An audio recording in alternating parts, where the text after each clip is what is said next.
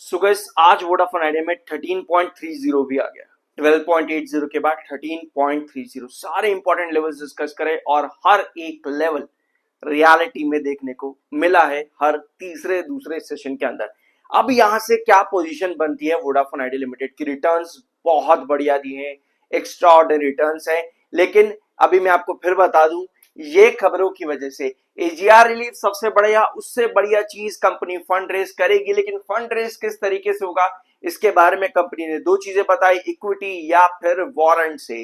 दो चीजें कंपनी ने यहां पर बता रखी है। क्या कंपनी फ्रेश एफपीओ लेकर के आएगी? ये एक बड़ा सवाल है। इससे बड़ा सवाल ये है कि क्या कंपनी एफपीओ लेकर के आएगी तो वो किस प्राइस के पास होगा? तो सवाल अभी भी काफी सारे हैं। हम लोगों ने लास्ट वीडियो के अंदर बहुत चीजें डिस्कस करी थी, साथ में ये भी डिस्कस किया था कि मार्केट एक्सपर्ट्स कंपनी के फंड रेज को किस तरह से देखेंगे, क्योंकि कल के दिन ना कंपनी की क्वार्टर 4 की डेट है। कल कंपनी 16 मई अपने क्वार्टर 4 के रिजल्ट्स अनाउंस करेगी, फाइनेंशियल ईयर 26 का डाटा कंपनी देगी, साथ में फंड रेज के बारे में बताएगी। तो कल का दिन बहुत ज्यादा इंपॉर्टेंट रहेगा वोडाफोन आइडिया लिमिटेड में। और एक बार इस क्लिप को ध्यान से सुनना, बहुत मजा आएगा, बहुत ज्यादा। 12.80 अगर सस्टेन करने के लिए जाता है तो नेक्स्ट आपका रिजेक्शन बनता है 13.30 के पास में। तो ऐसा कुछ ऑल राइट, 12.80 13.30 नेक्स्ट एक एक लेवल बड़े मस्त तरीके से वोडाफोन आइडिया में अचीव हुआ है। 10.40 11.40 12.20 12.80 13.30 ये फाइनल है। इसके अलावा हमने कोई चीज डिस्कस अभी तक नहीं करी है। तो इसके लिए हमको जाना पड़ेगा पिछले चार्ट्स के ऊपर, यानी 2024 में कंपनी में क्या क्या प्राइस देखने को मिला 13.30 के बाद में, वो हमको देखना पड़ेगा। तो उसको अभी देखेंगे यहाँ पे। पहले आप और दूसरे पॉइंट पर देख लो भाई, सेलिंग बहुत ज्यादा आज के दिन है। 12 करोड़ 11 लाख इस समय सेलर है, 5 करोड़ 36 लाख बार है। तो आज के दिन बार और सेलर का डिफरेंस बहुत बड़ा बना हुआ है। 81 पर एमएफआई आ गया है, 81.5 पर आपका आरएसआई आ चुका है। अब आते हैं इसके चार्ट्स के ऊपर, ध्यान से देखना। ये है वोडाफोन आइडिया का चार्ट, और आज मैंने ये चारों ट्रेंड आपके लिए मार्क यहां पर कर दिए हैं ऑलरेडी, ताकि लिखना ना पड़े। 13.30 यहां वोडाफोन आइडिया आज के दिन आ गया। 12.80 कल देखने को मिला था, परसों भी देखने को मिला था, क्योंकि भैया वो रिजेक्शन है तो वहां पर आकर के पहले सस्टेन करेगा फिर ब्रेकआउट देगा। यही हुआ, 12.80 पर आज सस्टेन किया। अब 13.30 ऊपर की टेल उठ गई है, जो कि सेलर को इंडिकेट करती है, और उसके बाद में कुछ इस तरह की पोजीशन देखने को मिली है अभी वोडाफोन आइडिया में आज के सेशन में। एक चीज आप ध्यान से नोट यहां पर करना है एक बार, ये था आपका 12.80 का ट्रेंड। 12.80 ये आपका 13.30 के पहले का रिजेक्शन है।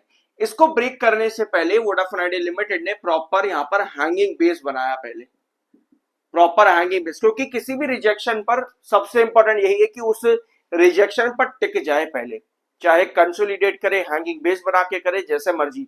तो वो चीज वोडाफोन आइडिया लिमिटेड के अंदर हुई। अब आज आया है 13.30 इस वाले ट्रेंड के पास में। हमें सिर्फ और सिर्फ एक कैंडल अभी तक मिली है बायर साइड पे। 30 मिनट टाइम फ्रेम का ये चार्ट है। 7 ईएमए के ऊपर स्टॉक ट्रेड कर रहा है, ये सबसे अच्छी बात है। हमें यही चीज चाहिए, क्योंकि अगर आप डेली टाइम फ्रेम पर देखोगे तो यहां भी 7 ईएमए 21 ईएमए के ऊपर है, जो कि बहुत बढ़िया बात है वोडाफोन आइडिया के अंदर। और अभी 30 मिनट टाइम फ्रेम पर भी यही पोजीशन चल रही है।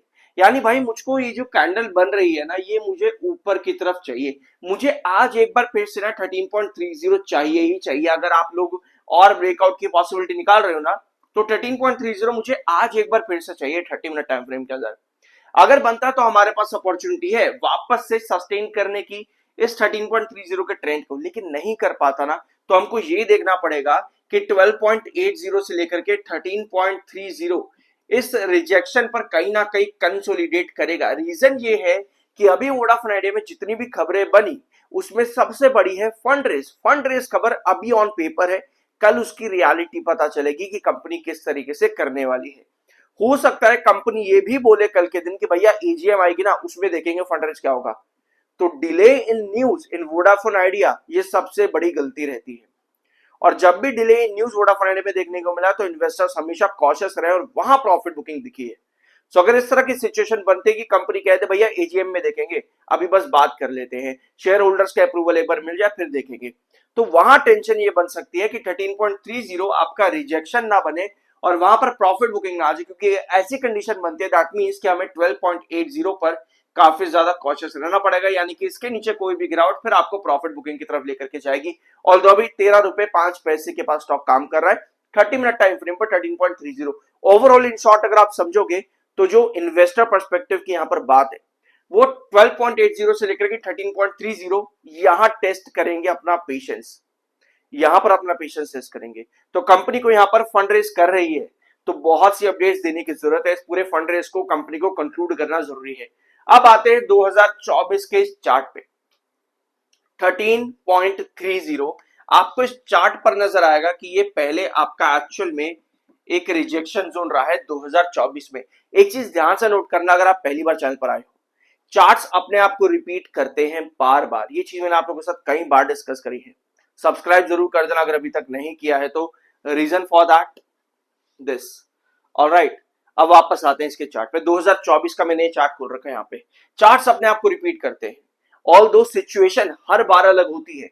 आप लोगों को कई बार कहते हो कि भाई चार्ट फाट बेकार चीज होती है। अगर चार्ट फाट बेकार चीज होती है तो ना ही आपको 9.70 का जो लेवल है वहां से जो हम 12.20 तक का डिस्कस कर रहे थे वो पहले नहीं मिलता, वो फिर भैया मैं बाद में बताता जब हो चुका था ऑलरेडी।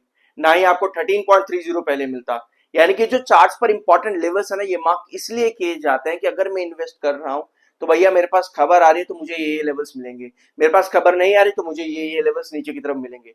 तो इसलिए चार्ट जरूरी होते हैं। तो भैया चार्ट के बिना न्यूज नहीं चलती, न्यूज के बिना चार्ट भी नहीं चलता। दोनों एक दूसरे के इंपॉर्टेंट पार्ट है, दोनों एक दूसरे के इंपॉर्टेंट दोस्त है। अगर इन दोनों चीजों को आप नहीं समझते तो बहुत दिक्कत हो सकती है, क्योंकि सिर्फ न्यूज के ऊपर बैठे रहना फिर बाद में कई बार क्या होता है, अच्छी न्यूज पर भी शेयर गिर जाता है, फिर लोग कहते हैं भैया कंपनी में ऑपरेटर गेम होता है। ठीक है, तो क्योंकि चार्ट को नहीं समझते वहां पर, तो चार्ट और न्यूज दोनों साथ में समझो। तो 13.30 आपको यहाँ पर रियलिटी में एक रिजेक्शन दिखा है 2024 के अंदर कई बार। ठीक है, तो ये अभी भी आपका रिजेक्शन है 13.30, लेकिन आपको यहां पर नजर आएगा कि 13.30 से लेकर के लगभग 12.20 13.30 12.20 ये बहुत बड़ा कंसोलिडेशन रेंज रही थी 2024 में। ठीक है, क्योंकि हम पास्ट पैटर्न्स को समझ रहे हैं यहां पर, तो हमें यह भी समझना है कि अगर स्टॉक में करेक्शन आती है 13.30 रिजेक्शन है तो हमारे इंपॉर्टेंट ट्रेंड्स कहां कहां पर खड़े हैं, हमें यह भी देखना जरूरी है। तो अगर ये कंसोलिडेशन जोन है तो दैट मींस कि ये कंसोलिडेशन जोन रिपीट हो सकता है। अब हमको ये समझना है कि 30 मिनट टाइम फ्रेम पर अगर आज 13.30 वापस आता है तो हमारा नेक्स्ट रिजेक्शन क्या है, क्योंकि उस सिचुएशन पर 13.30 अगर आपका हैंगिंग बेस बनता है तो आपको ये पता होना चाहिए कि अगली अपॉर्चुनिटी कहां पर है। तो ऐसी सिचुएशन पर आपको नजर आता है अराउंड 14.10 14.10 2024 के अप्रैल और मई के महीनों में आपको 14.10 यहां पर रिजेक्शन मिला एक बार, और एक बार 2023 के दिसंबर में भी। तो 14.10 आपका नेक्स्ट इंपॉर्टेंट रिजेक्शन मार्क होता है वोडाफोन आइडिया लिमिटेड के अंदर।